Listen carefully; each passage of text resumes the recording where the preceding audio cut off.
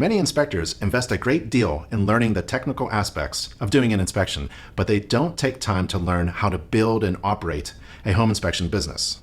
Many inspectors have no idea about the elements of success, how to write a business plan, do market research, price profitable inspection fees, increase gross revenue, work on branding and marketing strategies, grow their business, pay taxes, manage staff, and hire inspection teams. Now, these tasks are not rocket science, but each is essential to being a successful owner and operator of a home inspection business. In this course, we'll simplify the approaches to each of those tasks and more that will help you operate your business in easy to understand steps. And we've broken it down into 17 steps, each of which we'll go over in this course. For example, I highly recommend checking out Chapter 17, which is all about pricing profitable inspection fees.